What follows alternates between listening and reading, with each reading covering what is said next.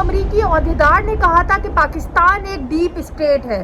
उस वक्त तो बड़ा गुस्सा आया था, लेकिन जब इसका मुताला किया गया तो ये लफ्ज़ बहुत छोटा सा लगा। अर्गमान का बाप पिछले 20 सालों से मुंशियात और स्मगलिंग में मुलव्विस है, लेकिन एजेंसियों को पता ही नहीं। बेटा 24 साल का अर्गमान, जो कि मुंशियात, मनी लॉन्ड्रिंग, आलमी बैंक फ्रॉड, अगवा, बराए तवान, शनाख्ती कार्ड और छोटी उम्र की बच्चियों के साथ रेप में मुलव्विस था, लेकिन एजेंसियों को खबर ही नहीं। साजिद हसन, जो कि हमारी फिल्म इंडस्ट्री और ड्रामा इंडस्ट्री का बहुत ही बड़ा नाम है, उनका बेटा साहिर हसन, जो कि पिछले काफ़ी सालों से होलसेलर मुंशियात का बिजनेस कर रहा है, वो भी कराची के पोश इलाके डिफेंस से।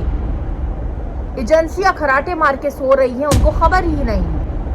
मरहूम मुस्तफ़ा आमिर, जो कि अब हमारे बीच में नहीं है, जो कि सिर्फ 24 साल का लड़का काफ़ी अरसे से मुंशियात, स्मगलिंग और कस्टम गाड़ियां और मुंशियात के आलमी धंधे में मुलव्विस है, लेकिन एजेंसियों को तो खबर ही नहीं। आपको बताती चलूं कि मुस्तफ़ा आमिर का बाप कस्टमर ऑफिसर का है, तो उसके बेटा नाक के नीचे मुंशियात की खरीदो फरोख्त कर रहा है, बाप को पता ही नहीं।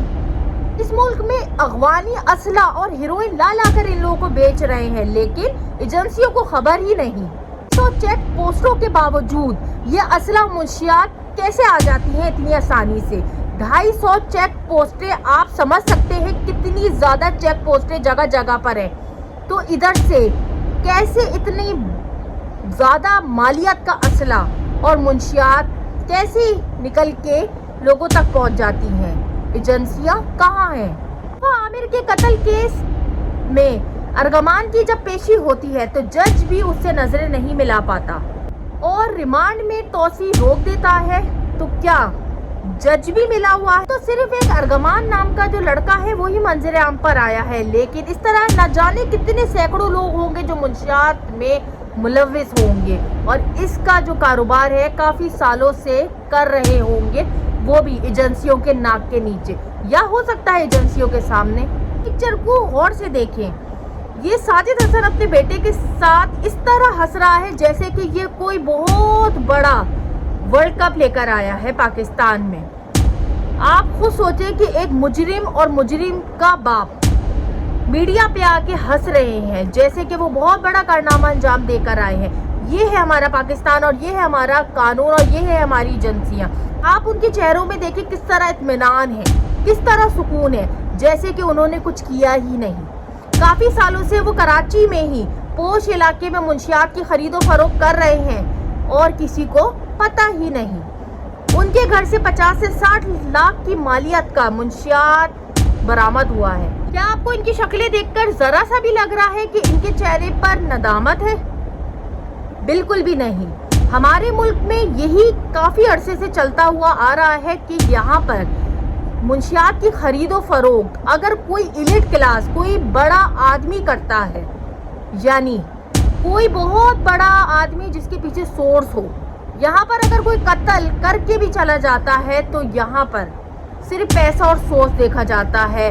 अफसोस के साथ मुझे कहना पड़ता है कि हमारे पाकिस्तान में लॉ एंड ऑर्डर नाम की कोई भी चीज़ नहीं है।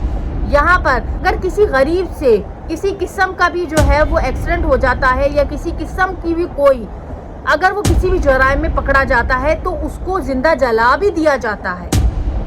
लेकिन अफसोस की बात यह है कि अगर हमारे माशरे में, हमारे पाकिस्तान में किसी अमीरजादे के बेटे ने जिंदा किसी आदमी को, किसी लड़के को जला दिया, उसको इस तरह प्रोटोकॉल जेल में दिया जा रहा है जैसे कि वो कोई बहुत बड़ा मेडल लेकर आया है। इसको कौन चेंज करेगा, ये कब सही होगा, ये तो अल्लाह ही जानता है। लेकिन बदकिस्मती से अब ये जो केसेस चल रहे हैं इससे काफ़ी केसेस बेनकाब हो रहे हैं, लेकिन हर केसेस पे ऐसा लग रहा है कि पर्दा डाला जा रहा है। अब ये पर्दा किसकी तरफ से जा रहा है, किसी तरफ से डाला जा रहा है, ये तो नहीं पता, लेकिन लग यही रहा है कि इस मामले को दबाने की कोशिश की जा रही है, क्योंकि अगर ये केसेस खुलते गए तो शायद कुछ लोग मुंह दिखाने के भी लायक नहीं रहेंगे। जी हाँ नाजरीन, ارغمان اور مصطفیٰ کے کیس سے ایک ایسا پینڈورا باکس کھلا ہے جو کہ نئے نئے انکشافات سامنے لا رہا ہے اور شاید آنے والے وقتوں میں لاتا بھی رہے گا۔ میڈیا تو اپنا کام کر رہی ہے، لیکن شاید پیچھے کے لوگ جو کہ شاید اس معاملے کو دبانے کی پرجوش کوشش میں ہے کہ یہ معاملہ کسی طرح دب جائے۔ ارغمان کے باپ کو دیکھ کر آپ کو لگ رہا ہے کہ اس کے بیٹے نے کسی ایک زندہ بندے کو جلایا، منشیات کا کام کرا، اس کے علاوہ سمگلنگ، ہر طرح کے وہ جرائم میں ملوث ہے اور اس کے گھر سے بالکل 100% شواہد بھی ملے ہیں۔ لیکن کیا آپ کو اس کے باپ کو دیکھ کر لگ رہا ہے کہ وہ کسی قسم کی بھی اس کے چہرے پہ ندامت ہے؟ ندامت تو دور کی بات ہے، کیا آپ کو اس کی شکل دیکھ کر بھی لگ رہا ہے کہ وہ اتنا سا بھی اپنے بیٹے کی یا اپنی غلطی پہ شرمندہ ہے؟